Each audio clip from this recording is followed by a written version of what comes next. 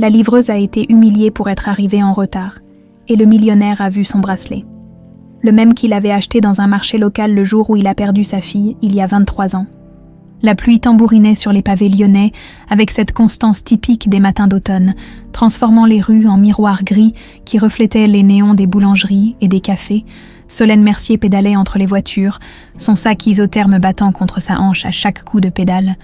27 ans, les cheveux châtains échappés de sa queue de cheval collés sur son front par l'effort, elle naviguait dans le trafic matinal avec l'agilité de quelqu'un qui connaît chaque recoin de la ville.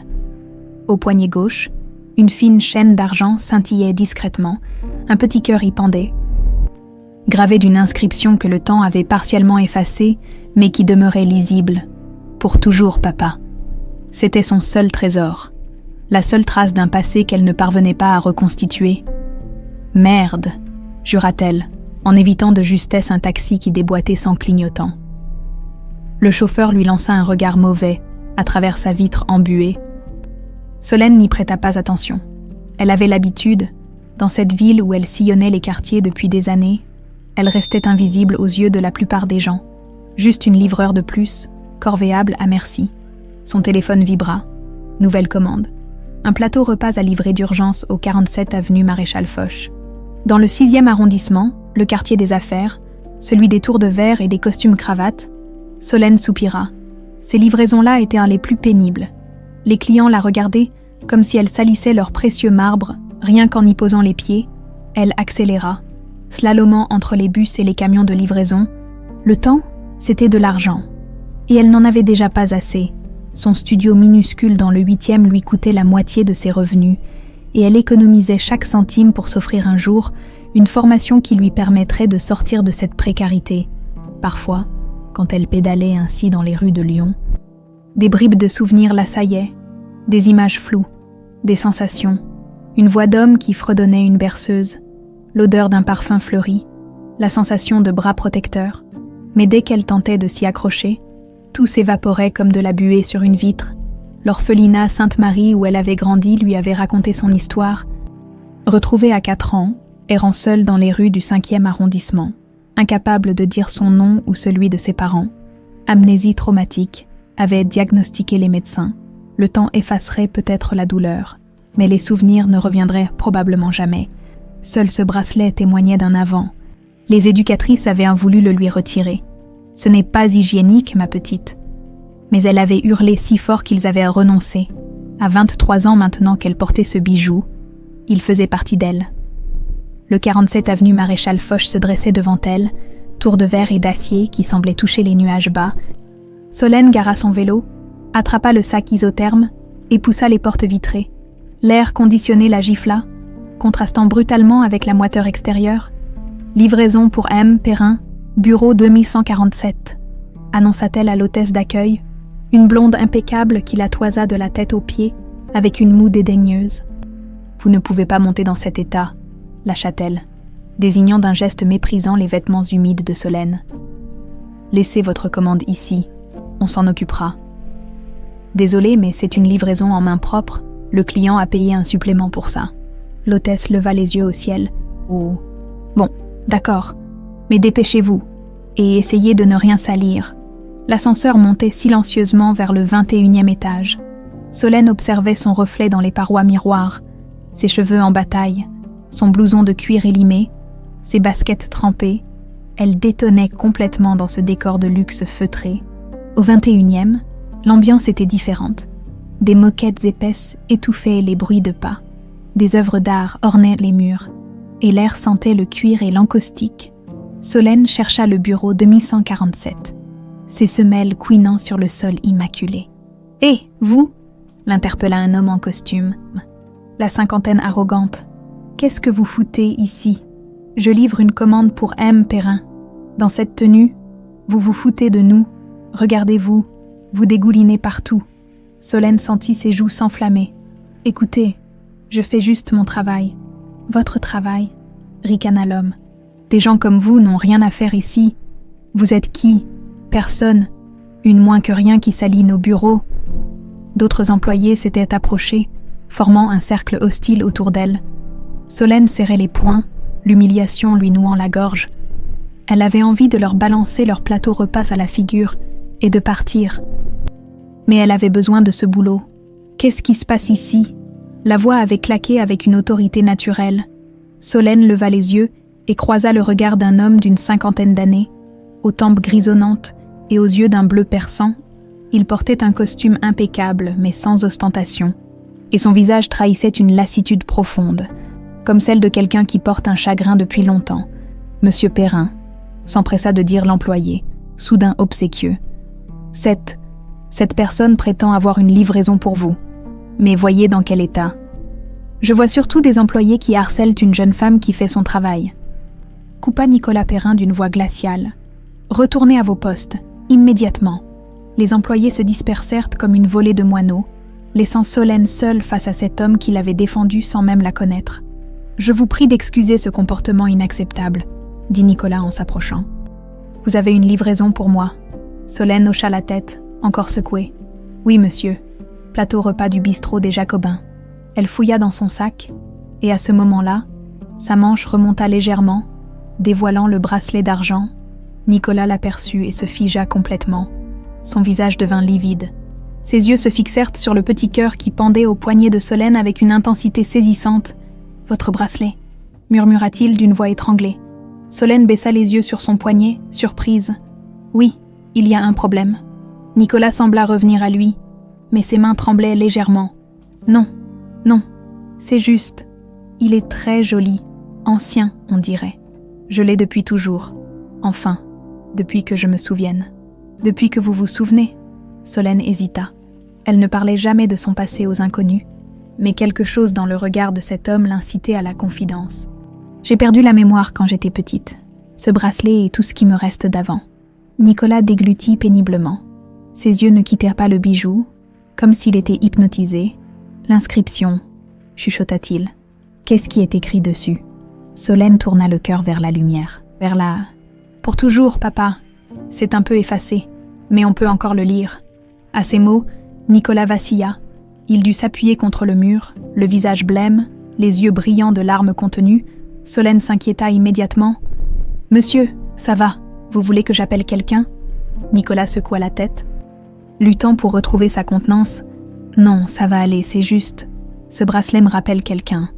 Quelqu'un de très cher que j'ai perdu il y a longtemps. » Il sortit son portefeuille d'une main tremblante et en tira 2 billets de 50 €. « Tenez, pour la livraison et pour vous excuser des désagréments. »« Mais monsieur, c'est beaucoup trop. Gardez, et... comment vous appelez-vous ?»« Solène. Solène Mercier. » Nicolas répéta le nom comme une prière, puis hocha la tête. « Merci Solène, pour la livraison. » Il s'éloigna rapidement vers son bureau, laissant Solène plantée là avec ses 100 € et 1000 questions. Dans l'ascenseur qui la ramenait au rez-de-chaussée, elle repensait à l'émotion qu'elle avait lue dans les yeux de cet homme étrange, comme s'il avait vu un fantôme. Ce qu'elle ne savait pas, c'est qu'elle venait de croiser le regard de son père. Nicolas Perrin ferma la porte de son bureau et s'y adossa. Le souffle court, ses jambes tremblaient tant qu'il dut s'asseoir dans son fauteuil de cuir. Ce bracelet, bon Dieu, ce bracelet, il l'aurait reconnu entre 1000. Comment était-ce possible? D'une main fébrile, il ouvrit le tiroir secret de son bureau et en sortit une petite boîte de velours rouge. À l'intérieur, protégée par du tissu soyeux, se trouvait une photographie jaunie. Une petite fille aux boucles blondes, radieuse, tenant fièrement son poignet vers l'objectif pour montrer son nouveau bracelet, au dos, d'une écriture soignée. Jade, 4 ans, avec son cadeau de papa, marchait aux puces de Saint-Ouen, septembre 2001. 23 ans. 23 longues années à chercher, à espérer, à s'accrocher au moindre indice. Et maintenant, cette jeune femme, Solène, elle portait le bracelet de Jade, pas un similaire, le même.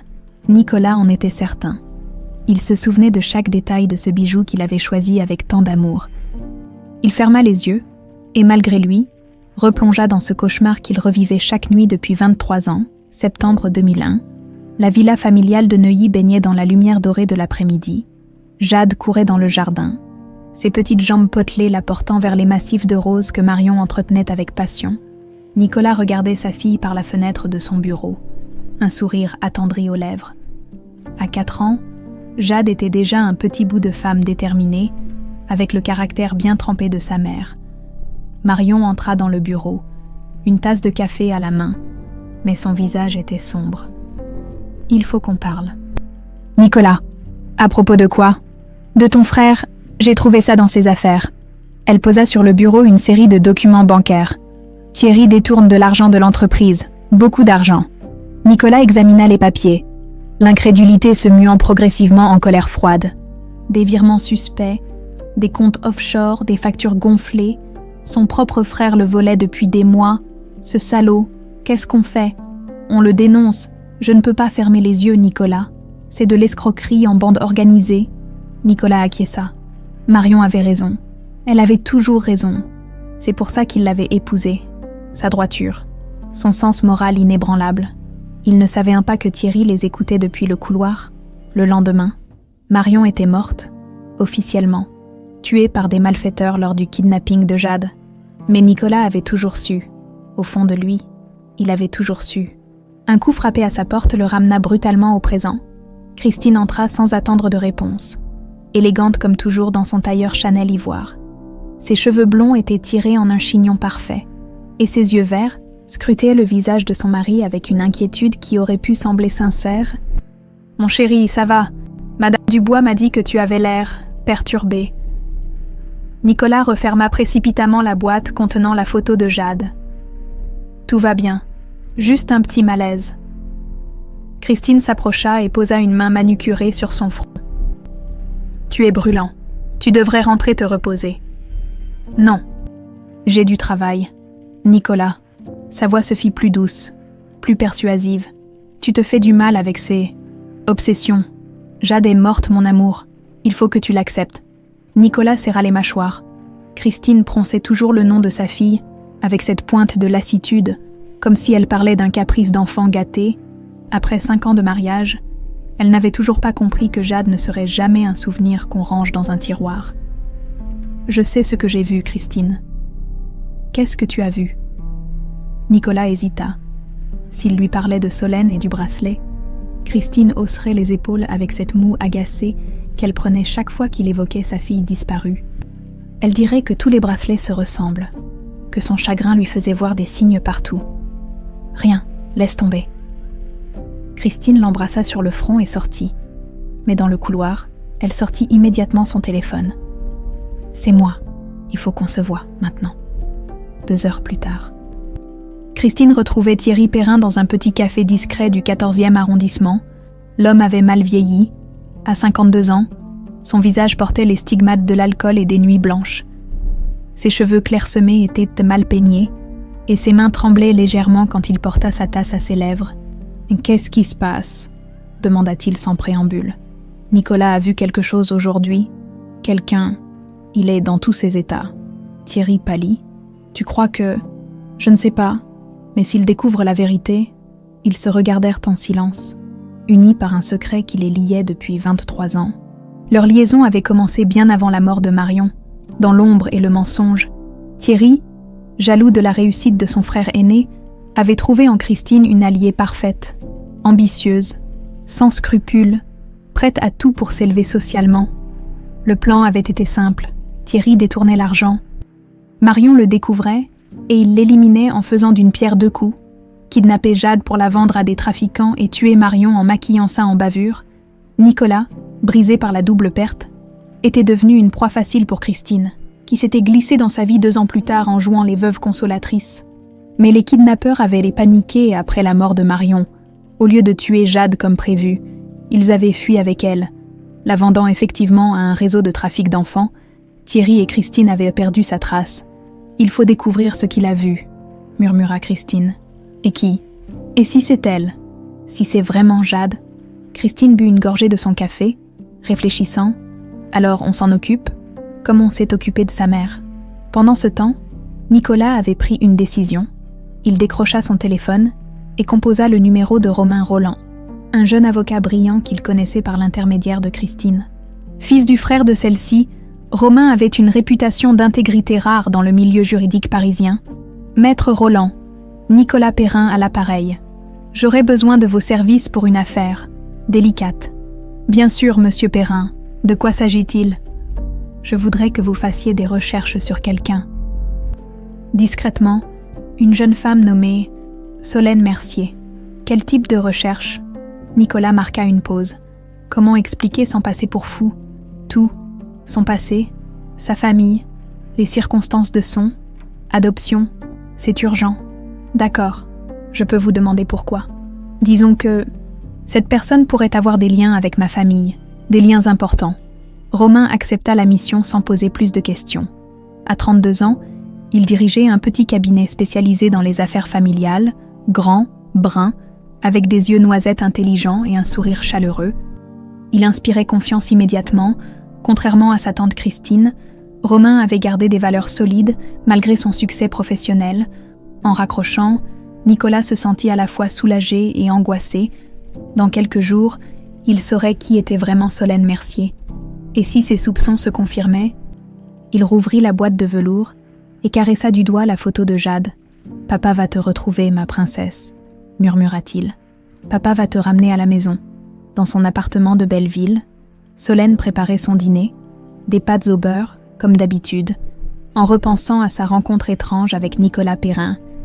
Il y avait eu quelque chose dans son regard quand il avait vu son bracelet, une reconnaissance, presque, comme s'il le connaissait. Elle toucha machinalement le petit cœur d'argent. Pour toujours, papa, qui était ce père mystérieux qui lui avait offert ce bijou, pourquoi l'avait-il abandonné ? Et surtout, pourquoi ce Nicolas Perrin avait-il eu l'air si bouleversé en le voyant ? Cette nuit-là, comme souvent, Solène rêva, des bras qui la serraient fort, une voix grave qui fredonnait « Frère Jacques », l'odeur de l'eau de toilette et du café matinal, et toujours, en arrière-plan, cette sensation de sécurité absolue. D'amour inconditionnel, au réveil, elle avait les joues humides et le cœur lourd. Quelque part dans Lyon, un homme qui ne dormait plus depuis 23 ans fixait le plafond en serrant contre lui la photo d'une petite fille qui avait grandi loin de lui, dans l'oubli et la solitude. Le destin venait de remettre leur vie sur la même trajectoire. Mais ni l'un ni l'autre ne savait encore quel prix ils devraient en payer pour se retrouver. Romain Roland referma le dossier qu'il venait de constituer sur Solène Mercier et se massa les tempes. 3 jours d'enquête intensive, et le portrait qui se dessinait était troublant. Orpheline retrouvée à 4 ans dans les rues de Lyon. Amnésie traumatique. Aucune trace de famille biologique. Officiellement, elle s'appelait Solène depuis son arrivée à l'orphelinat Sainte-Marie. Mais avant, le mystère demeurait total. Il avait rendez-vous avec elle dans 1 heure, au café de la Croix-Rousse, officiellement, pour en vérifier certains détails administratifs concernant d'éventuels droits successoraux.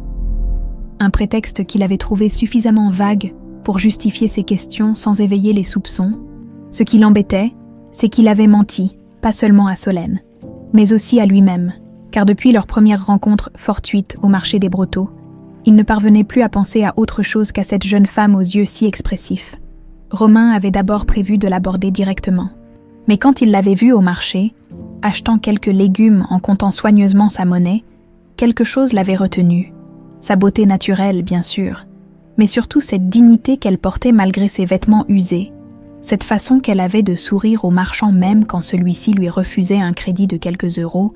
Il avait fait semblant de chercher des tomates au stand voisin et avait, accidentellement, fait tomber son portefeuille près d'elle. Solène l'avait ramassé sans hésiter, le lui tendant avec un sourire franc. « Merci beaucoup », avait-il dit. Et ils avaient commencé à parler. Depuis, ils s'étaient croisés 3 fois. Une fois à la bibliothèque municipale où elle empruntait des livres de développement personnel, une autre devant le cinéma UGC, où elle regardait les affiches avec envie sans jamais acheter de billets, et enfin hier soir, au petit restaurant indien où elle dînait seule, un livre ouvert devant elle, à chaque rencontre. Romain se sentait plus troublé. Solène avait cette rare capacité d'écouter vraiment, de poser les bonnes questions, de rire au bon moment, et quand elle parlait de ses rêves, monter sa propre entreprise, voyager, aider les enfants en difficulté, ses yeux brillaient d'une flamme qui lui coupait le souffle. Le problème, c'est qu'il commençait à oublier pourquoi il était censé l'approcher. Son téléphone sonna. Nicolas Perrin. Maître Roland, du nouveau. J'ai rassemblé pas mal d'informations. Son parcours à l'orphelinat, ses études, son travail actuel. Mais concernant son passé d'avant 4 ans, c'est le néant total. Aucune piste sur sa famille biologique. Rien, comme si elle était apparue de nulle part. Romain hésita. « Monsieur Perrin, puis-je vous demander pourquoi cette enquête est si importante pour vous ?» Un silence. Puis, continuez à chercher et rapprochez-vous d'elle. Il faut qu'elle vous fasse confiance. Me rapprocher. Oui, devenez son ami, son confident si possible. J'ai besoin de savoir si elle a des souvenirs, même flous, de son enfance. Romain fronça les sourcils. Cette demande lui mettait mal à l'aise. Monsieur Perrin, je ne suis pas un espion. Si vous voulez des informations personnelles sur cette jeune femme, peut-être devriez-vous l'approcher directement. C'est impossible. Pas encore. Faites-moi confiance, maître Roland. Cette enquête pourrait changer la vie de Solène Mercier. En bien. Après avoir raccroché, Romain resta songeur. Il y avait quelque chose que Nicolas Perrin ne lui disait pas. Quelque chose d'important. 1 heure plus tard, il retrouvait Solène au café-comptoir du 7e. Elle était déjà installée à une table près de la fenêtre, sirotant un thé qu'elle faisait manifestement durer.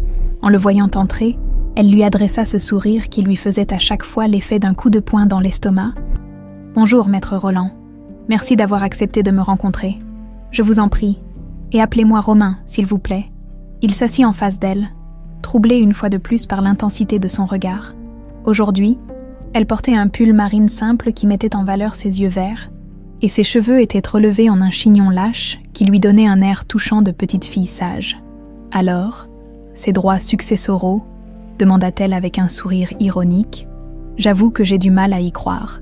Qui voudrait laisser quelque chose à une inconnue comme moi ?» Romain se maudit intérieurement. Il détestait mentir, et mentir à Solène lui était particulièrement pénible. « En fait, c'est un peu plus compliqué que ça, » improvisa-t-il. « Nous avons été contactés par un cabinet de généalogie. Il semblerait qu'il y ait une possibilité de lien familial avec une famille fortunée. » Une famille fortunée. Solène éclata de rire. « Vous me prenez pour Cendrillon ou quoi ?» Son rire était si spontané, si musical, que Romain ne put s'empêcher de sourire à son tour. « Je sais que ça paraît invraisemblable, mais ces choses-là arrivent plus souvent qu'on ne le croit. Et qu'est-ce qu'il faudrait que je fasse ?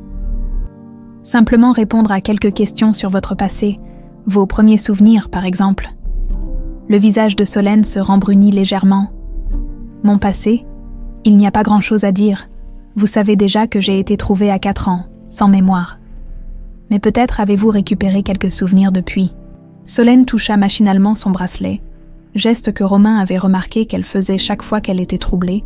« Parfois, j'ai des impressions, comme des rêves éveillés, une voix d'homme qui chante, une odeur de café et de parfum, des bras qui me serrent fort, mais ça s'arrête là. » Le cœur de Romain s'accéléra.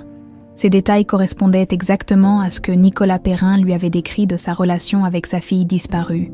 Et ce bracelet, vous l'aviez déjà quand on vous a trouvé. Oui, c'est tout ce qui me reste d'avant. Elle le tourna vers la lumière.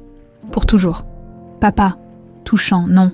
Un père qui m'abandonne, mais qui grave, pour toujours, sur un bijou. L'amertume dans sa voix serra le cœur de Romain.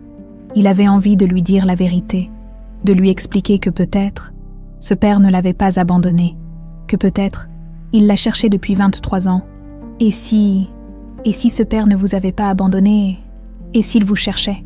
Solène le regarda avec surprise. Qu'est-ce qui vous fait dire ça ? Rien de précis, c'est juste que 23 ans à chercher sa fille, ça laisse des traces, des témoignages, des avis de recherche. J'y ai pensé. Croyez-moi, j'ai écumé tous les sites, toutes les associations, rien. Sa voix se fit plus douce. Au début, je me racontais des histoires. Je m'imaginais que mes parents me cherchaient partout, qu'ils ne renonçaient jamais. Mais à un moment, il faut regarder la réalité en face. Si quelqu'un m'avait cherché, il m'aurait trouvé. Romain sentit sa gorge se serrer. Il brûlait de lui dire que quelqu'un l'avait effectivement cherché, quelqu'un qui n'avait jamais renoncé. Mais il était lié par le secret professionnel et par sa promesse à Nicolas Perrin. Leur conversation fut interrompue par l'arrivée d'un homme d'une 30aine d'années. Brun, l'air agressif. « Solène, qu'est-ce que tu fous ici avec ce type ?» Solène soupira. « Salut Marcus, je te présente Romain, un avocat. Romain, voici Marcus, mon ex. Marcus dévisagea Romain avec hostilité. Un avocat, qu'est-ce qu'elle a fait? Rien du tout, répondit Romain calmement. Nous discutions d'affaires administratives. Ouais, c'est ça. Marcus se tourna vers Solène. Tu devrais faire attention, ma belle. Les avocats, ça ne s'intéresse à toi que si tu as de l'argent, et toi, tu n'en as pas. Marcus, s'il te plaît, murmura Solène, visiblement gênée. Non. Laissez, intervint Romain en se levant. Nous avions terminé de toute façon. Il tendit sa carte à Solène. Réfléchissez à ce dont nous avons parlé, et n'hésitez pas à m'appeler si vous avez des questions. En sortant du café, Romain entendit Marcus hausser le ton avec Solène. Il s'arrêta, hésitant à revenir sur ses pas, mais se ravisa. Il n'avait aucun droit d'intervenir dans la vie privée de cette femme qu'il était censé simplement espionner. Ce qu'il ne savait pas, c'est que depuis le café d'en face, Christine Perrin observait la scène avec attention. Elle avait suivi Romain depuis son cabinet, intriguée par les coups de fil mystérieux que passait son mari et par l'agitation inhabituelle de celui-ci. En voyant Romain discuter avec une jeune femme brune qu'elle ne connaissait pas, Christine avait d'abord pensé à une liaison, mais en observant mieux, elle avait remarqué le côté professionnel de leur entretien. Et surtout, elle avait aperçu le bracelet que portait la jeune femme, un bracelet qu'elle avait déjà vu sur les photos que Nicolas gardait précieusement de sa fille disparue. Christine sortit son téléphone et prit discrètement plusieurs photos de Solène. Puis elle appela Thierry. « Il faut qu'on se voie. » « Tout de suite, je crois qu'on a un problème. Un gros problème. » Pendant ce temps, Solène rentrait chez elle à pied, troublée par sa conversation avec Romain.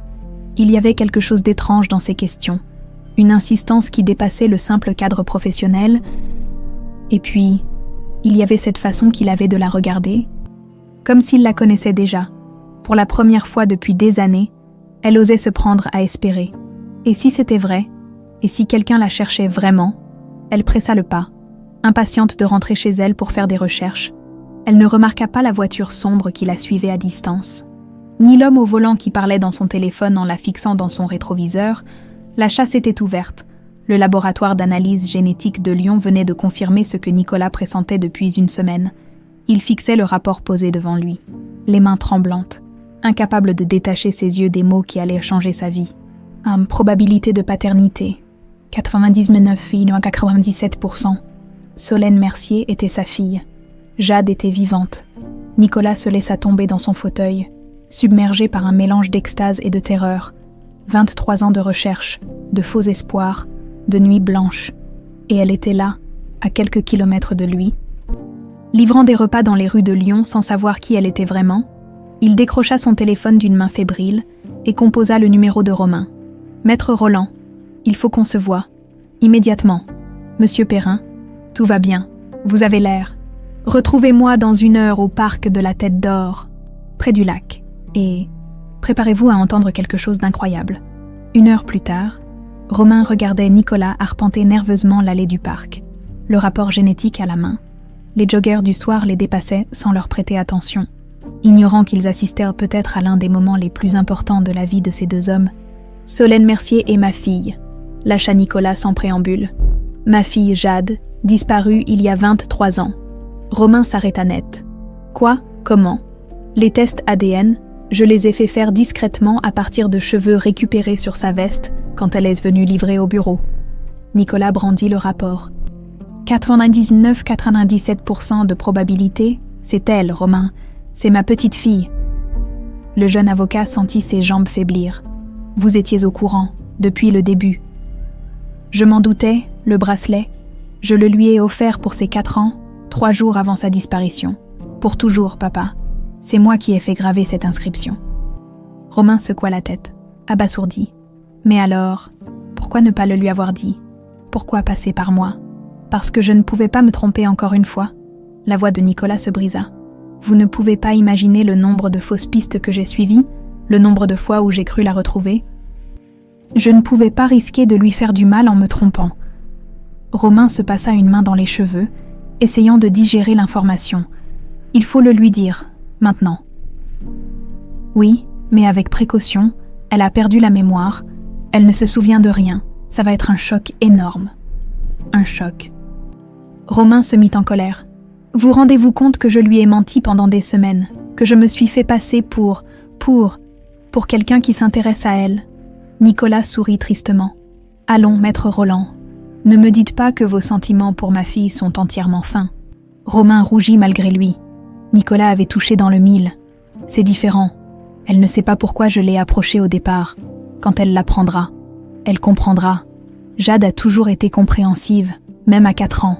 Ils convinrent de révéler la vérité à Solène le lendemain. Nicolas lui téléphonerait pour lui proposer un rendez-vous, officiellement pour s'excuser de l'incident avec ses employés. Romain serait présent pour la soutenir moralement et pour témoigner de la sincérité des recherches de Nicolas.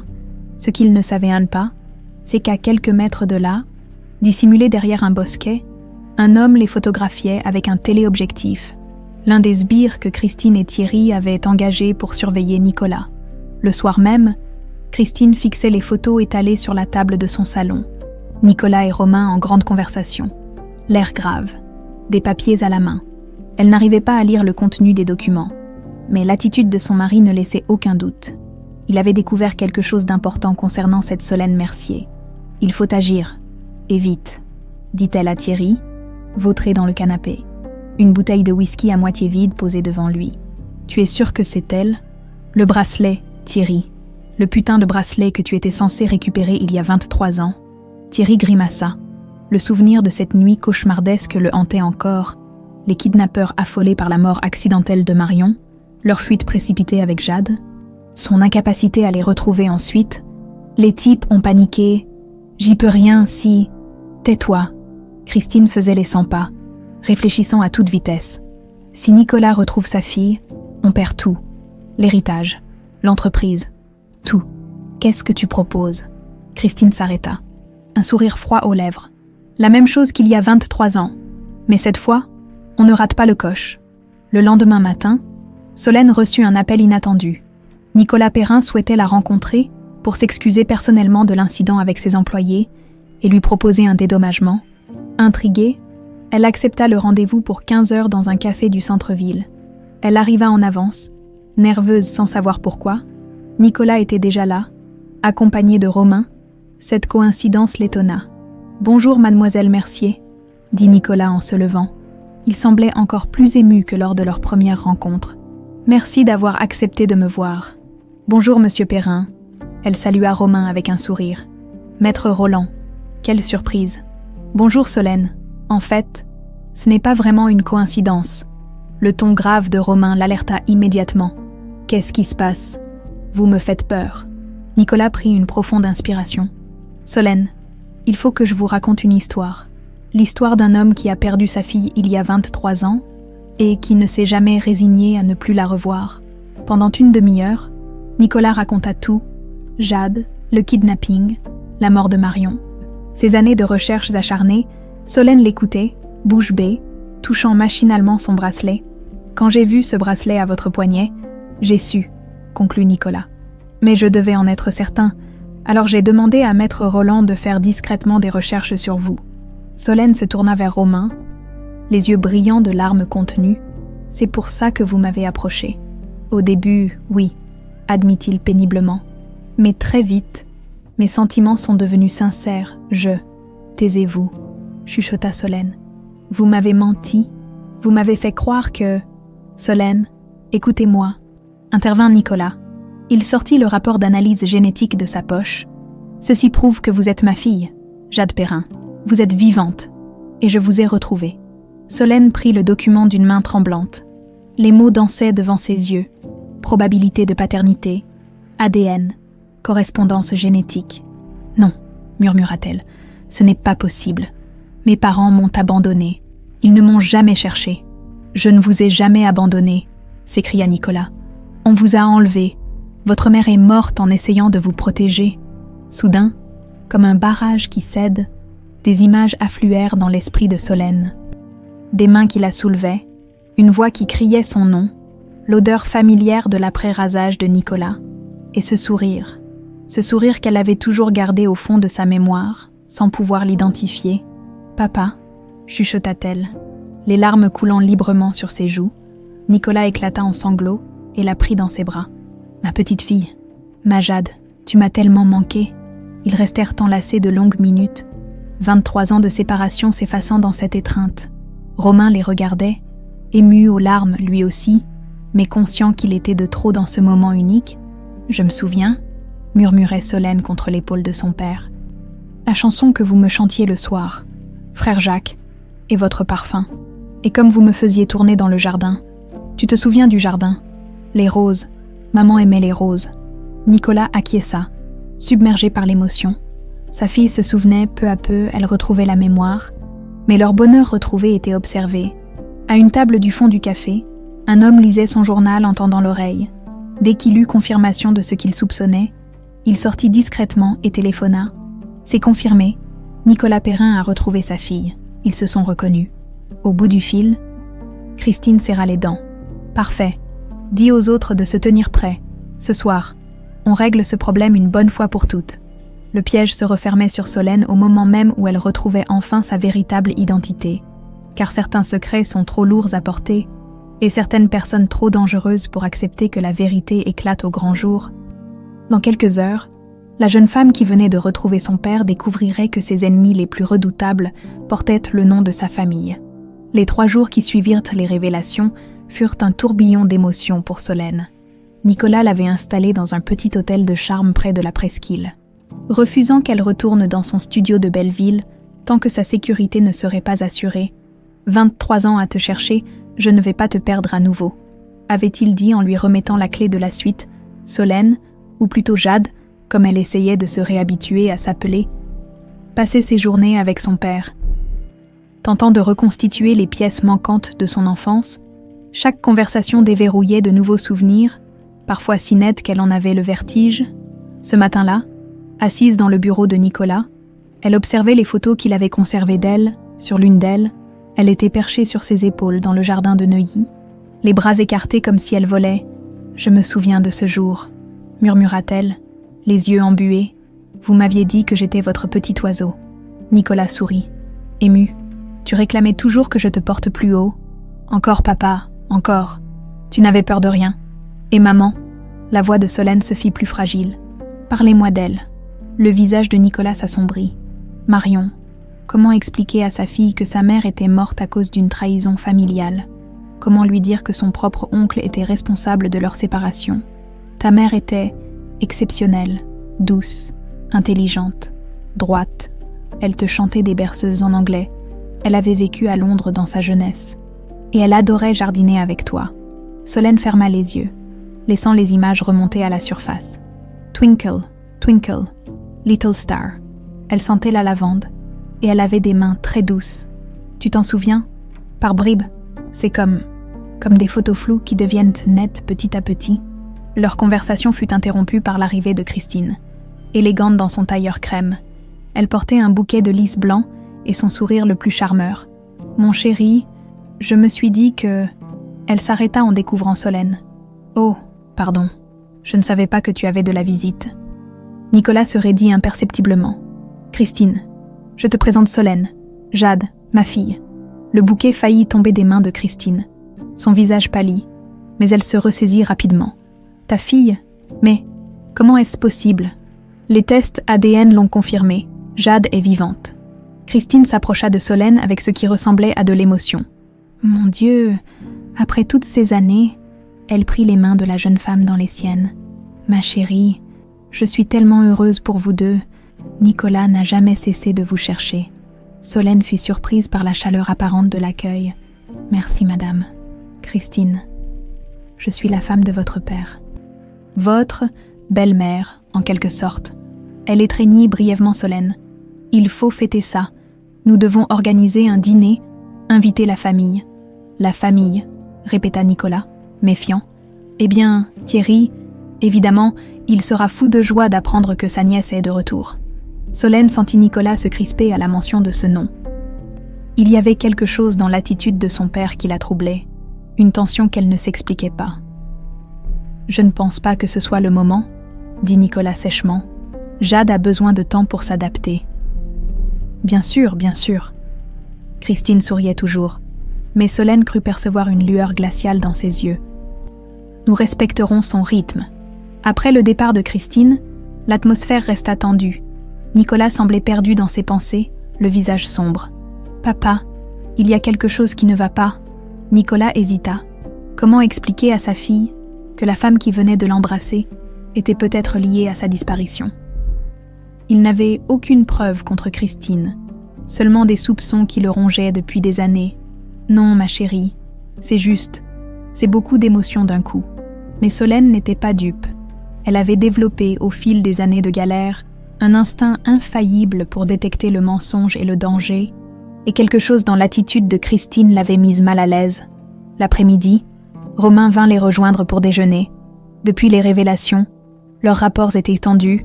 Solène lui en voulait encore de son mensonge initial, même si elle commençait à comprendre ses motivations. « Comment vous sentez-vous » demanda-t-il en s'asseyant en face d'elle. Perdue, heureuse, terrifiée. Elle eut un sourire là, tout à la fois. C'est normal, retrouver son identité après 23 ans. Ce qui n'est pas normal, c'est qu'un avocat me mente pendant des semaines pour m'approcher. Romain encaissa le reproche. Je sais, et je m'en excuse, mais si c'était à refaire, vous recommenceriez.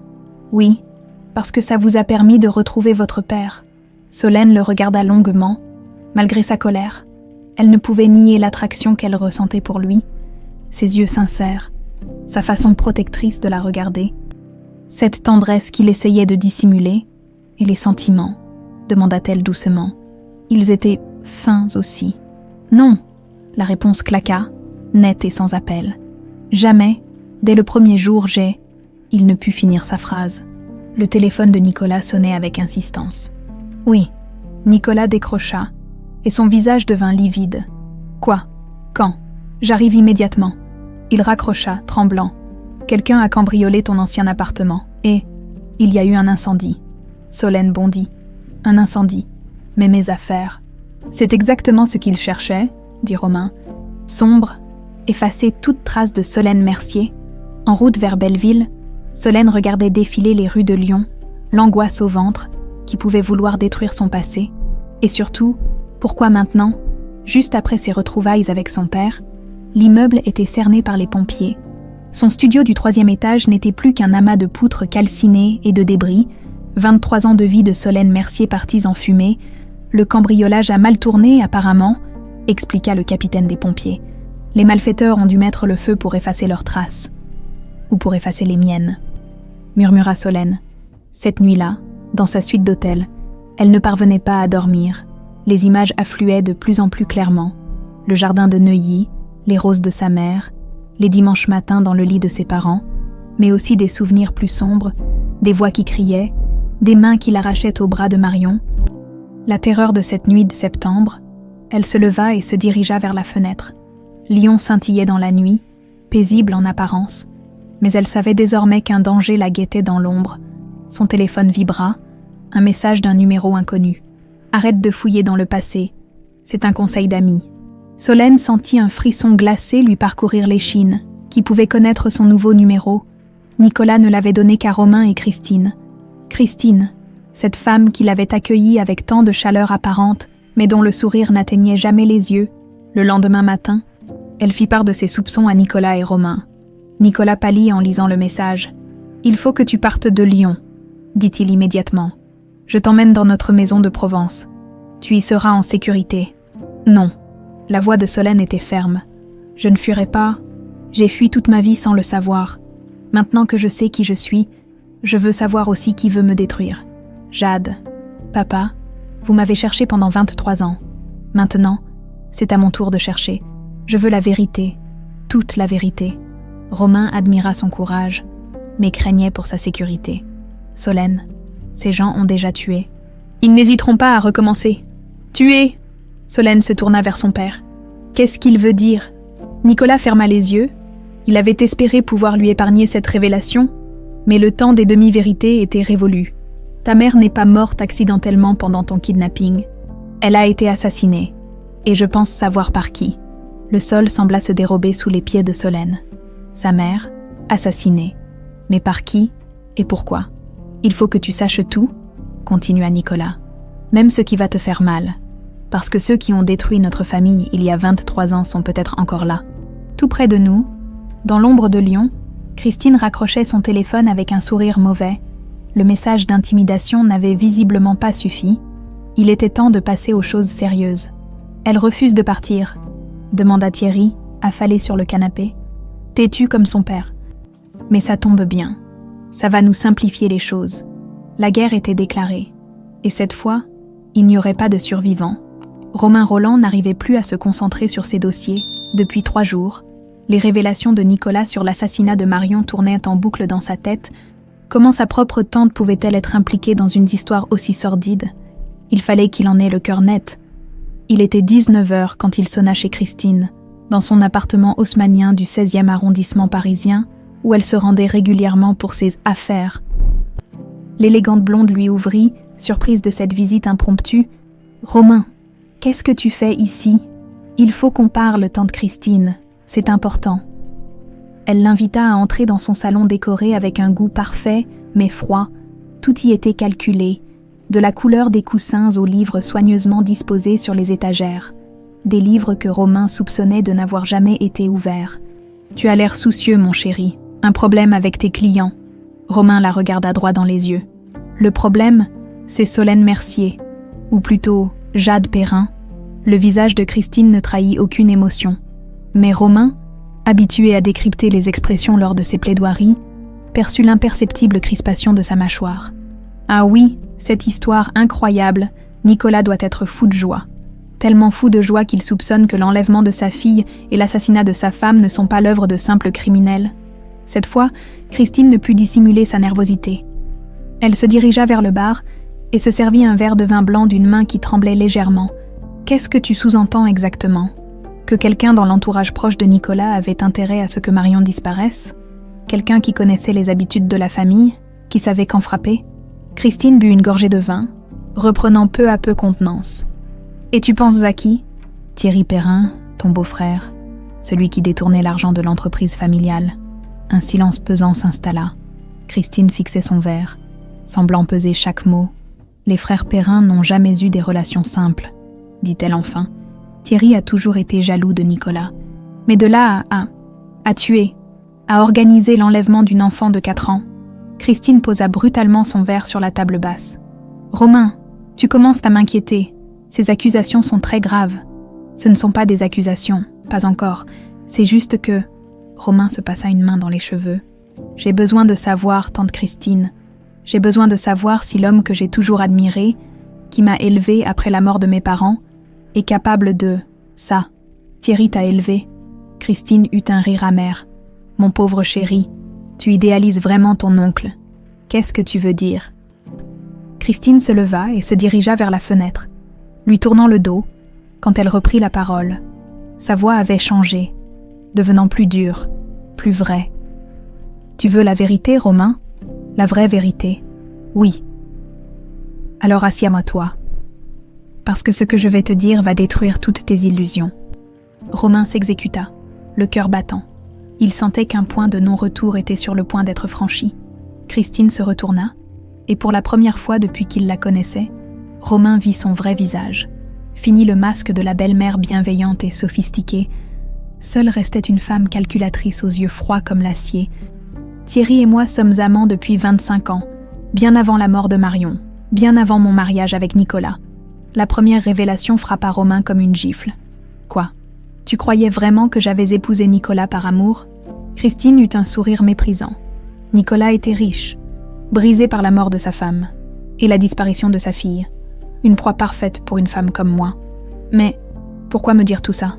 Parce que tu fourres ton nez partout, mon cher neveu. Parce que tu t'es attaché à cette petite garde et que ça risque de compliquer nos plans. Romain se leva d'un bond, la tête qui tournait. Quel plan, Christine ? Qu'est-ce que vous avez fait ? Ce qu'il fallait faire, Marion avait découvert les détournements de Thierry. Elle allait le dénoncer, nous faire tous tomber. Il fallait l'arrêter. Vous étiez au courant, pour le kidnapping. Christine éclata de rire. Un rire cristallin et terrifiant. Au courant. Mais mon pauvre chéri, c'est moi qui ai tout organisé. Le monde de Romain s'écroula. La femme qu'il considérait comme sa tante depuis l'adolescence, celle qu'il avait consolée à la mort de ses parents, qu'il avait encouragée dans ses études. Les kidnappeurs devaient tuer Jade aussi, continua Christine avec un détachement glaçant. Mais ces abrutis ont paniqué après la mort de Marion. Ils ont fui avec la gamine et l'ont vendue à des trafiquants pour se faire un peu d'argent. Vous aviez prévu de tuer une enfant de 4 ans. Il ne devait y avoir aucun témoin, aucune trace. Rien qui puisse remonter jusqu'à nous. Romain recula vers la porte, horrifié. Vous êtes des monstres. Nous sommes des survivants. Christine se rapprocha de lui, menaçante. Et maintenant que cette petite peste est revenue fouiner dans le passé, nous allons finir le travail. Je ne vous laisserai pas faire. Tu ne nous laisseras pas faire. Christine sortit son téléphone et composa un numéro. Thierry, il y a un problème. Romain sait tout. Elle raccrocha et sourit à son neveu. Tu as le choix, mon chéri. Soit tu fermes ta gueule et tu continues ta petite vie d'avocat, soit quoi? What? Soit tu rejoins Marion Perrin au cimetière, avec ta petite Solène. Romain comprit qu'il était en danger mortel, sans réfléchir. Il se rua vers la porte. Christine tenta de l'arrêter, mais il était plus fort qu'elle. Il dévala les escaliers 4 à 4, entendant derrière lui sa tante hurler dans son téléphone. Il s'est échappé. Rattrapez-le. Il faut l'empêcher de les prévenir. Romain courut dans les rues de Paris jusqu'à sa voiture, le cœur battant à tout rompre. Il fallait qu'il prévienne Solène et Nicolas, immédiatement. Pendant le trajet vers Lyon, les mains crispées sur le volant, Romain ne cessait de repenser aux révélations de Christine. Sa propre famille, des assassins, des gens qui avaient détruit la vie d'une enfant innocente et tué sa mère de sang-froid. Il comprenait maintenant pourquoi il s'était senti si attiré par Solène dès le premier regard. Inconsciemment, il avait peut-être cherché à réparer le mal que sa famille avait causé. À Lyon, Solène et Nicolas dînaient tranquillement dans un petit restaurant près de l'hôtel quand Romain fit irruption, livide et essoufflé. « Il faut partir, maintenant, ils arrivent. »« Qui arrive ?» demanda Nicolas en se levant. « Christine et Thierry. » Romain attrapa le bras de Solène. « Ils sont responsables de tout. L'enlèvement, la mort de Marion. Et maintenant, ils veulent vous tuer tous les deux. » Solène pâlit. « Comment tu sais ça ? Parce que Christine vient de me l'avouer. Parce qu'elle et Thierry sont amants depuis 25 ans. Parce qu'ils ont organisé votre kidnapping pour couvrir leur détournement et éliminer votre mère. » Nicolas s'effondra sur sa chaise, terrassé par la révélation. Sa propre femme, son propre frère. « Papa. » Solène s'agenouilla près de lui. « Papa, il faut qu'on parte. » Mais il était trop tard. À travers la vitre du restaurant, ils virent 2 hommes en costume sombre se diriger vers l'entrée. L'un d'eux parlait dans un téléphone portable, décrivant visiblement leur position. « La sortie de secours », chuchota Romain, « par les cuisines. » Ils se glissèrent discrètement vers l'arrière du restaurant, mais au moment où ils atteignaient la porte des cuisines, celle-ci s'ouvrit, Thierry Perrin apparut. Un sourire mauvais aux lèvres et un pistolet à la main. « Bonsoir, mon cher frère. Bonsoir, ma petite nièce. » Il était temps qu'on ait une conversation en famille. Le piège se refermait. Après 23 ans, les assassins de Marion Perrin étaient enfin face à face avec leur victime ressuscitée. Et cette fois, ils étaient bien décidés à ne pas rater leur coup. Dans quelques minutes, la vérité éclaterait au grand jour, mais à quel prix ? Le restaurant s'était vidé en quelques minutes. Les clients et le personnel avaient fui discrètement par l'entrée principale pendant que Thierry tenait en joue Nicolas. Solène et Romain dans l'arrière-salle. L'homme était méconnaissable, le visage buriné par l'alcool et les années de culpabilité, les mains tremblantes, mais le regard déterminé. 23 ans, murmura-t-il en fixant Solène. 23 putains d'années à me dire que tu étais morte quelque part. Et voilà que tu ressurgis comme un fantôme. Nicolas se plaça instinctivement devant sa fille. Thierry, pose cette arme. Nous sommes frères, bon sang. Frère, Thierry éclata d'un rire amer. Tu m'as toujours traité comme un moins que rien, le petit frère raté, celui qui ne sait rien faire de bien. Alors que toi, le brillant Nicolas, tu avais tout, l'entreprise, la belle maison, la femme parfaite, la fille adorable. Tu étais jaloux. C'est pour ça que tu as tué Marion. Marion, les yeux de Thierry se voilèrent. Marion n'était pas censée mourir. C'était un accident. Un accident. La voix de Solène claqua, froide et déterminée. Vous avez organisé mon enlèvement et vous appelez ça un accident. Thierry la regarda, et pour la première fois, Une lueur de quelque chose qui ressemblait à des remords traversa son regard. Tu étais si petite, si confiante. Tu m'as souri quand je suis venue te chercher dans ta chambre cette nuit-là. Tu as dit « Tonton Thierry », comme si tu étais heureuse de me voir. Les souvenirs affluaient maintenant chez Solène, avec une netteté douloureuse. Cette nuit de septembre, les cris de sa mère, les mains qui l'arrachaient à son lit. « C'était vous » chuchota-t-elle. « Vous m'avez enlevée. Je devais juste t'emmener quelque part. Le temps que les hommes s'occupent de ta mère, elle avait découvert mes détournements. Elle allait tout révéler. Alors tu l'as fait tuer. »« Non !» Le cri de Thierry résonna dans la pièce. « Je leur ai dit de la faire taire, de l'assommer, pas de la tuer. Mais ce crétin de Kovacs a paniqué quand elle s'est débattue. Il l'a frappée trop fort. » Nicolas ferma les yeux, submergé par la douleur. Sa Marion, sa douce Marion, morte à cause de la cupidité de son propre frère. « Et après ?» demanda Romain, la voix blanche. « Qu'est-ce qui s'est passé après ?» Thierry s'effondra sur une chaise, l'arme toujours braquée, mais sa détermination vacillant. Kovacs et ses hommes ont paniqué. Ils devaient éliminer Jade aussi, pour qu'il n'y ait pas de témoins. Mais quand ils ont vu le sang de Marion, ils ont eu peur, ils ont fui avec la petite. Et vous les avez laissés faire ? Je ne pouvais plus les contrôler. Ils ont disparu dans la nature avec toi. Il regarda Solène, les larmes aux yeux. J'ai essayé de les retrouver, je te jure. Mais ils s'étaient volatilisés. Menteur, explosa Nicolas. Tu as organisé tout ça. Pas seul, murmura Thierry. Christine était au courant de tout. C'est même elle qui a eu l'idée, comme si elle avait entendu son nom. Christine apparut à l'entrée du restaurant, élégante et froide comme toujours. Elle tenait elle aussi une arme et observait la scène avec un détachement glaçant. « Thierry, mon chéri, qu'est-ce que tu fais ? Tu n'étais pas censé leur raconter ta vie. » Christine. Nicolas se tourna vers sa femme, l'incrédulité et la rage mélangées sur son visage. « Toi aussi. Moi surtout, mon cher époux. » Elle s'avança avec grâce, comme si elle se rendait à un cocktail mondain. Thierry n'a jamais eu la carrure pour organiser quelque chose d'aussi complexe. Pourquoi ? La voix de Nicolas se brisa. Pourquoi avoir détruit notre famille ? Parce que je le voulais, cette famille, et cet argent, et cette position sociale. Christine haussa les épaules. Marion était sur notre chemin. Il fallait l'éliminer. Notre chemin ? Solène regardait alternativement Christine et Thierry. Vous étiez amants depuis des années, ma chérie, bien avant que ton père et ta mère se rencontrent. Mais Thierry n'était qu'un second choix dans la famille Perrin. J'avais besoin de Nicolas pour réussir socialement. Romain serrait les poings, horrifié par les révélations. Vous avez joué la comédie pendant des années. Vous avez consolé Nicolas après la mort de sa femme et la disparition de sa fille, alors que vous étiez responsable. La consolation, c'est mon métier, répondit Christine avec un sourire cruel. J'excelle dans ce domaine.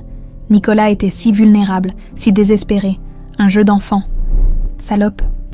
Nicolas fit un pas vers elle, mais elle pointa son arme sur lui. Du calme, mon chéri. Nous ne sommes pas encore au bout de nos révélations.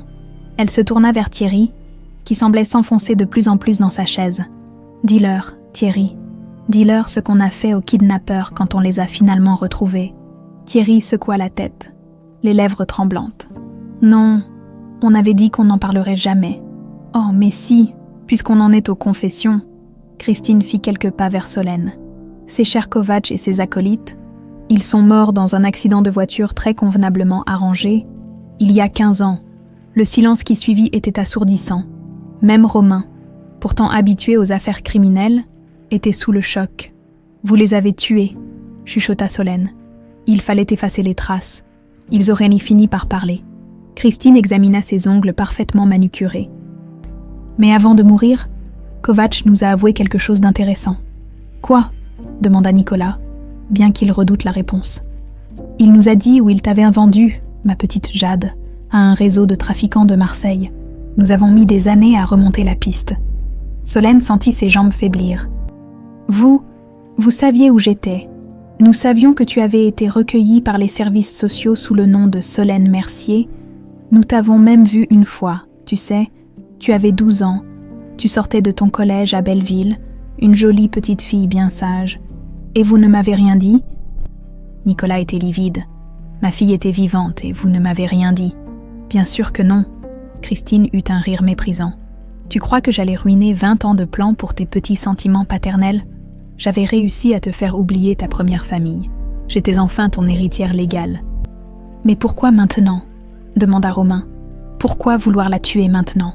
Parce qu'elle a rencontré son cher papa par hasard, parce qu'elle porte encore ce maudit bracelet, parce que Nicolas a commencé à avoir des soupçons. Christine soupira comme lassée. Il fallait que ça s'arrête. Thierry releva soudain la tête, les yeux injectés de sang. Non, Christine, ça suffit, je ne peux plus. Thierry, non. Il se leva brusquement, pointant son arme vers Christine. 23 ans que je vis avec ça, 23 ans de cauchemar, je n'en peux plus. Repose cette arme. Imbécile, tu veux encore la tuer, une gamine innocente, comme sa mère. Thierry tremblait de tous ses membres. Marion n'a jamais fait de mal à personne. Elle aimait juste son mari et sa fille. Et nous l'avons tuée. Nous avons fait ce qu'il fallait faire. Non, on a détruit une famille. On a séparé un père de sa fille. Sa voix se brisa. Mon Dieu, qu'est-ce qu'on a fait? Christine le regarda avec mépris. Tu deviens pathétique, Thierry. Peut-être, mais au moins, je peux encore empêcher le pire.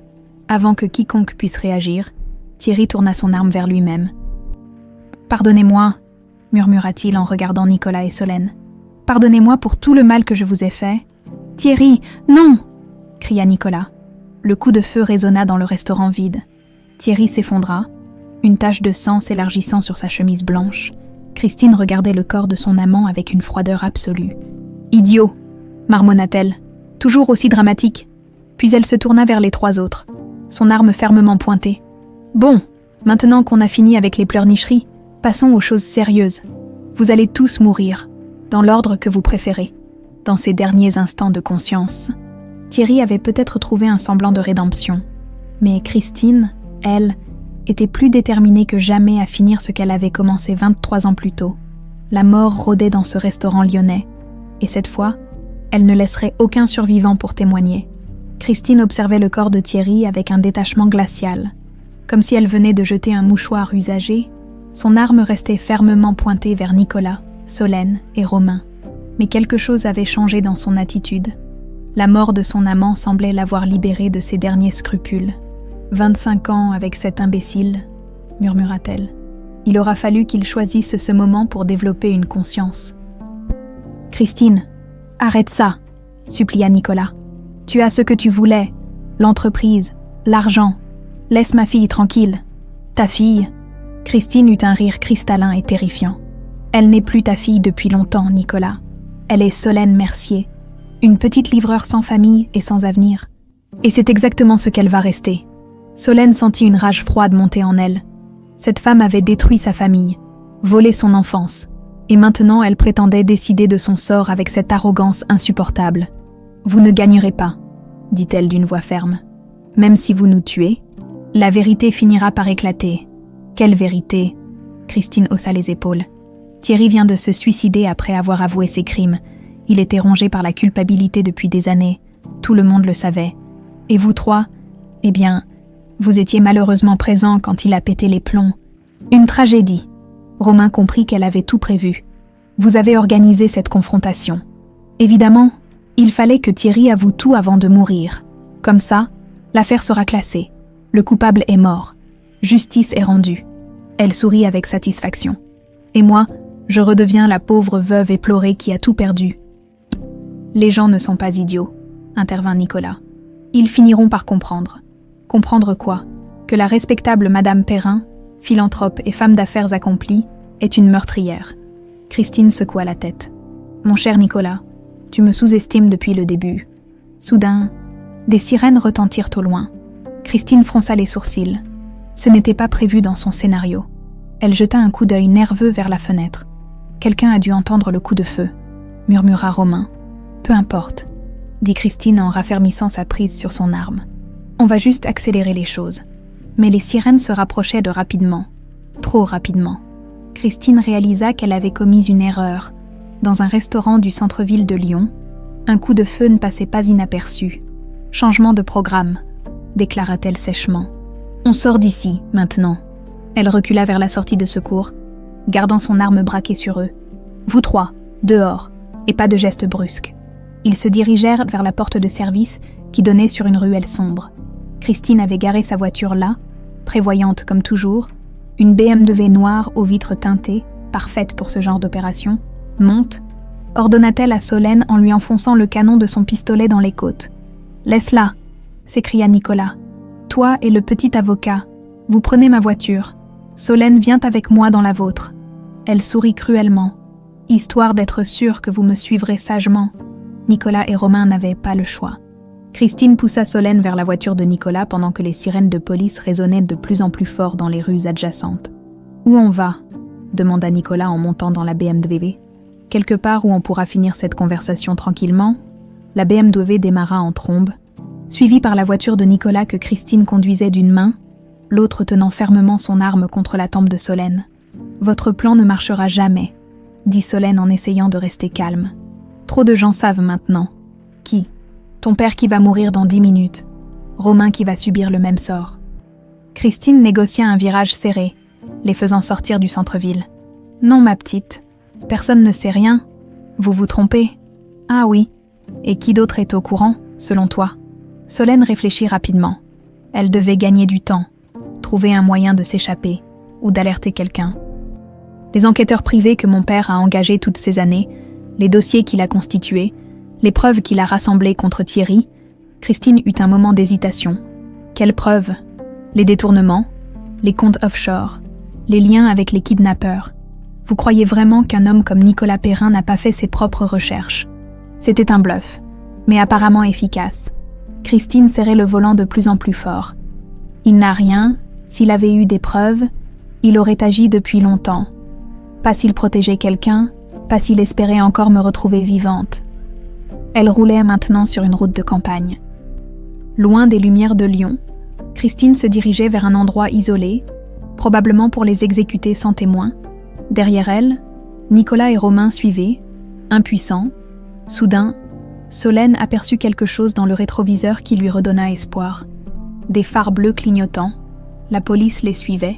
« Vous feriez mieux de vous rendre, » dit-elle à Christine. « C'est fini. » Christine regarda dans son rétroviseur et jura violemment. « Comment ils nous ont retrouvés ? GPS de la voiture, peut-être, caméra de surveillance. » Solène sourit pour la première fois depuis des heures. « Vous avez beau être intelligente, vous n'êtes pas infaillible. » Christine accéléra brutalement, prenant des risques de plus en plus grands sur la route sinueuse. Derrière elle, la BMW de Nicolas peinait à suivre, et les voitures de police se rapprochaient. « Tant pis, » marmonna Christine. « On va finir ça ici. » Elle donna un brusque coup de volant vers la droite, quittant la route pour s'engager sur un chemin de terre qui menait vers une zone industrielle abandonnée. Des hangars délabrés se dressaient dans l'obscurité, vestiges d'une activité économique depuis longtemps révolue. Christine arrêta la voiture devant le plus grand des bâtiments et força Solène à sortir. Nicolas et Romain arrivèrent quelques secondes plus tard, suivis de près par 3 voitures de police. « Lâchez votre arme !» cria un policier dans un mégaphone. « Vous êtes cernés !» Christine recula vers l'entrée du hangar, tenant toujours Solène en otage. « Restez où vous êtes, si vous approchez. Je la tue. » Un dialogue tendu s'engagea entre Christine et le négociateur de la police. Mais Solène voyait bien que sa ravisseuse était à bout. Ses gestes devenaient de plus en plus erratiques, sa respiration de plus en plus saccadée. « Pourquoi avoir fait tout ça ?» demanda soudain Solène. « Vous aviez déjà réussi ? Vous étiez riche, respecté, parce que je ne supportais pas l'idée que tu reviennes, » explosa Christine. « Pendant 20 ans, j'ai été la seule femme dans la vie de Nicolas. Et voilà que sa petite princesse ressurgit avec ses grands yeux et ses airs de sainte Nitouche.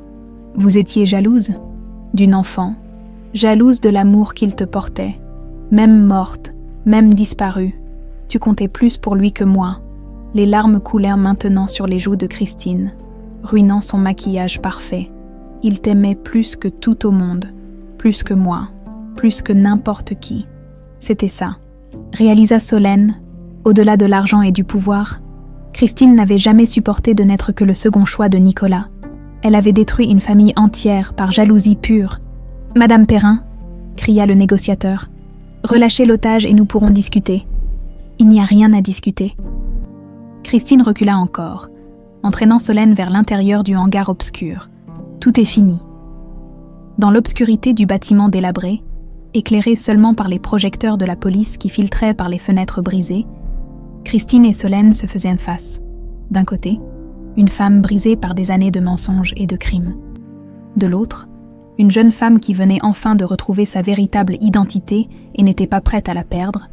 Le dénouement approchait, mais dans cette course-poursuite mortelle, qui sortirait vainqueur, l'intérieur du hangar abandonné baignait dans une pénombre inquiétante, percée seulement par les faisceaux des projecteurs policiers qui filtraient à travers les fenêtres brisées.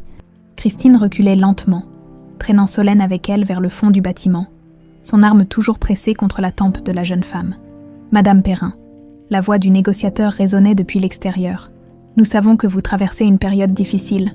Parlons-en. » Christine eut un rire hystérique. « Une période difficile, 23 ans de ma vie réduits à néant en quelques jours. » Le sol du hangar était jonché de débris métalliques et de verres brisés. Au fond, une passerelle métallique menait à un bureau surélevé, vestige de l'époque où cette usine fonctionnait encore. Christine se dirigeait vers cet escalier, cherchant visiblement à gagner une position dominante. « Où est-ce que vous m'emmenez ?» demanda Solène, essayant de garder son calme malgré la terreur qui l'envahissait. « Là où personne ne pourra plus nous déranger. » Christine gravissait les marches rouillées, chacun de ses pas résonnant sinistrement dans le silence. « Il faut que cette histoire se termine, Jade, une bonne fois pour toutes. » Dehors, Nicolas arpentait nerveusement la zone sécurisée que la police avait établie. Romain était à ses côtés, livide, se reprochant de ne pas avoir vu plus tôt la vraie nature de sa tante. « Laissez-moi y aller », supplia Nicolas auprès du commandant des opérations. « C'est ma fille, je peux lui parler. Monsieur Perrin, je comprends votre angoisse, mais nous ne pouvons pas prendre ce risque. Cette femme est armée et manifestement instable. » Instable. Nicolas serra les poings. « Cette femme a détruit ma famille, elle a tué ma femme, elle a volé 23 ans de la vie de ma fille. » Romain posa une main apaisante sur son bras. « Ils savent ce qu'ils font, monsieur Perrin. Laissez-les faire. » Mais Nicolas ne pouvait plus attendre. Il venait de retrouver Jade après tant d'années de recherche. Il ne supportait pas l'idée de la perdre à nouveau, sans crier gare. Il s'élança vers l'entrée du hangar. « Monsieur Perrin, arrêtez !» crièrent les policiers, mais il était déjà à l'intérieur. Courant dans l'obscurité vers les voix qu'il entendait résonner depuis l'étage, dans le bureau surélevé, Christine avait forcé Solène à s'asseoir sur une chaise branlante. La pièce était minuscule, avec une seule fenêtre donnant sur l'extérieur et une porte d'accès à la passerelle. « Un piège parfait. Vous savez ce qui me fait le plus mal, » dit Christine en faisant les 100 pas, son arme toujours pointée. « C'est que même maintenant, même après toutes ces années, tu ressembles tellement à ta mère, cette même façon de me regarder avec ses grands yeux accusateurs. » Ma mère était innocente. « Ta mère était un obstacle, » explosa Christine. « Elle avait tout, l'amour de Nicolas, sa confiance, son respect, et moi, j'étais quoi? Une maîtresse dans l'ombre. Vous auriez pu partir, refaire votre vie ailleurs. Partir. » Christine éclata d'un rire amer. « Tu ne comprends rien? J'avais investi trop d'années, trop d'efforts. Nicolas était mon projet de vie. » Les bruits de pas dans l'escalier métallique les interrompirent. Christine se crispa, pointant son arme vers la porte. « Jade !»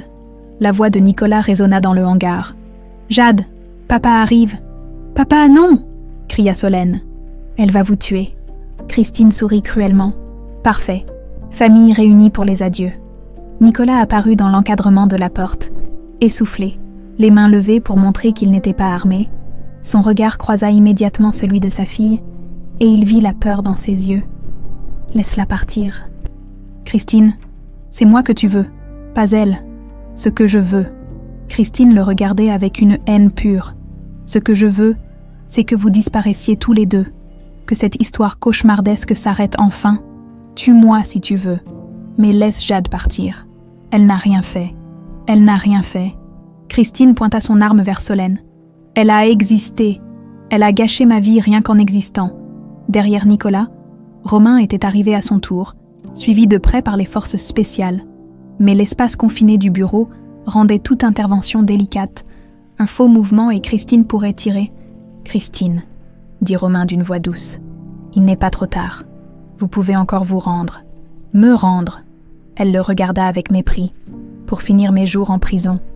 Jamais. Soudain, un craquement sinistre retentit. La passerelle métallique, rongée par la rouille et surchargée par le poids de toutes ces personnes, commençait à céder, quelques boulons sautèrent, et la structure tout entière se mit à osciller dangereusement. « La passerelle !» cria un policier. « Elle va s'effondrer !» Christine perdit l'équilibre et vacilla. Solène en profita pour se jeter sur le côté, échappant momentanément à la prise de son ravisseur.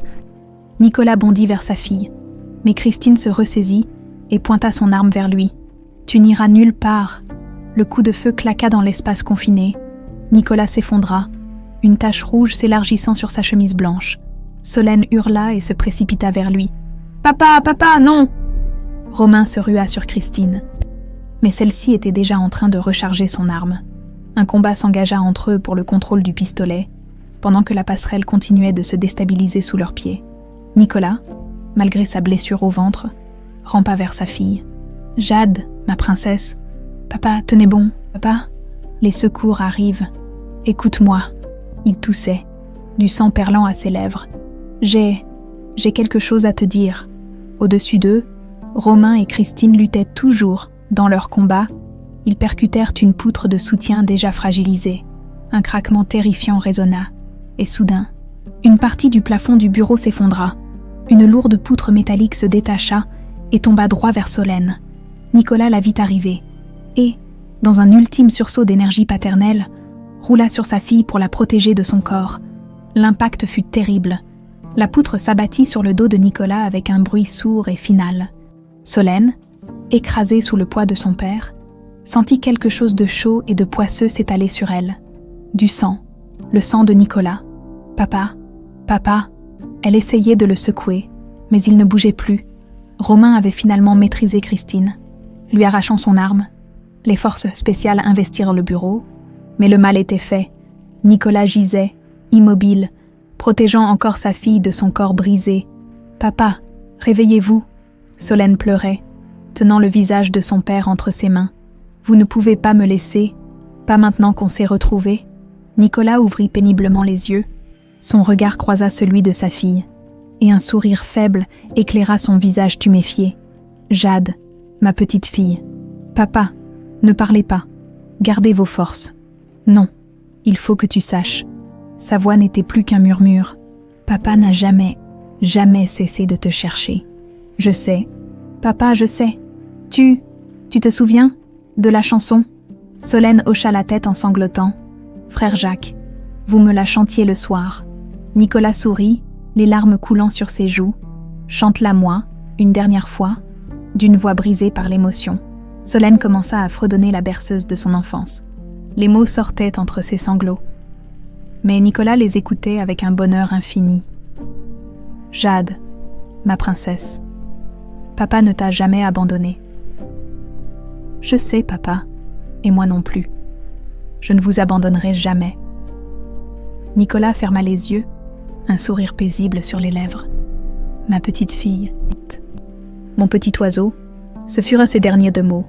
Nicolas Perrin mourut dans les bras de sa fille retrouvée, après lui avoir donné le plus beau des cadeaux, la certitude absolue qu'elle avait été aimée, cherchée, espérée. Chaque jour pendant 23 ans, autour d'eux, le monde continuait. Les secours arrivaient. Christine était emmenée menottes au poignet. Romain pleurait en silence. Mais pour Solène, il n'y avait plus que ce visage aimé, enfin apaisé. Et cette vérité qui la réchauffait malgré sa douleur, elle avait eu un père qui l'aimait plus que sa propre vie. 6 mois plus tard, le soleil automnal filtrait à travers les grandes baies vitrées du bureau de direction de l'entreprise Perrin. Solène, qui avait officiellement repris son nom de naissance, Jade Perrin, signait les derniers documents relatifs à la création de la fondation Nicolas et Marion Perrin. Ses cheveux, désormais coupés plus courts, encadraient un visage qui avait gagné en maturité et en détermination. Romain était assis en face d'elle. Parcourant les statuts de la fondation, depuis la mort de Nicolas, il n'avait pas quitté Jade d'une semelle, l'aidant à naviguer dans les méandres juridiques de son héritage et dans la complexité de sa nouvelle identité. Les premiers locaux seront opérationnels d'ici 3 semaines, annonça-t-il en refermant le dossier. L'équipe de psychologues spécialisés dans l'enfance traumatique est déjà constituée, et nous avons reçu plus de 200 candidatures pour les postes d'enquêteurs. Jade hocha la tête, satisfaite, et les partenariats avec les autres associations. Signé la Croix-Rouge, SOS Enfants Disparus, Missing Children Europe, tout le monde veut travailler avec nous. Romain sourit. Votre père aurait été fier. Notre père, corrigea doucement Jade. Il vous aimait comme un fils. Romain, vous le savez, depuis le procès de Christine et Thierry, ce dernier étant jugé à titre posthume, Romain avait eu du mal à accepter que Nicolas lui ait fait confiance. Malgré les liens familiaux qui l'unissaient au meurtrier, Jade l'aidait peu à peu à surmonter cette culpabilité. Christine avait été condamnée à la réclusion criminelle à perpétuité. Lors du procès, elle avait gardé son masque de femme du monde jusqu'au bout, ne montrant aucun remords. Seule sa vanité l'avait trahie quand elle avait voulu expliquer au tribunal combien elle était intelligente, combien ses plans étaient sophistiqués. Cette arrogance avait achevé de la condamner aux yeux des jurés. « J'ai une surprise pour vous », dit Romain en sortant une petite boîte de velours noir de sa poche. Jade le regarda avec surprise. « Romain, laissez-moi finir. » Il se leva et fit le tour du bureau pour s'agenouiller près d'elle. « Jade Perrin, je vous aime depuis la première fois où je vous ai vue au marché des Brotteaux. Je vous ai menti au début, c'est vrai. Mais mes sentiments, eux, n'ont jamais été feints. » Il ouvrit la boîte, révélant une bague simple et élégante, ornée d'un solitaire. « Voulez-vous m'épouser ?» Jade sentit les larmes monter à ses yeux. Ces 6 derniers mois avaient été un tourbillon d'émotions. Le deuil de Nicolas, la découverte de son héritage, la reconstruction de son identité, et surtout, l'approfondissement de son amour pour Romain.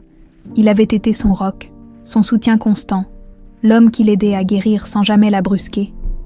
Romain, je sais que c'est peut-être trop tôt.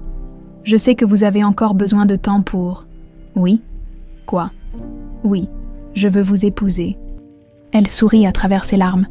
Papa m'a dit une fois que quand on trouve la bonne personne, il ne faut pas la laisser partir. Et vous êtes ma bonne personne. Romain glissa la bague à son doigt, et ils s'embrassèrent tendrement, par la fenêtre. Lyon s'étendait sous le soleil, et Jade eut l'impression que Nicolas les bénissait depuis là-haut. « Il y a autre chose, » dit Romain après s'être relevant. « J'ai renoncé à toute prétention sur l'héritage des Perrin. »« Quoi ? Mais Romain, j'ai signé les papiers ce matin. Je ne veux pas qu'on puisse dire un jour que je vous ai épousé pour votre argent. » Il prit ses mains dans les siennes. « Je vous épouse pour vous, Jade. Uniquement pour vous. » Elle se jeta dans ses bras, bouleversée par ce geste. Nicolas avait eu raison de faire confiance à cet homme. Il était tout ce qu'elle pouvait espérer. Honnête, généreux, aimant.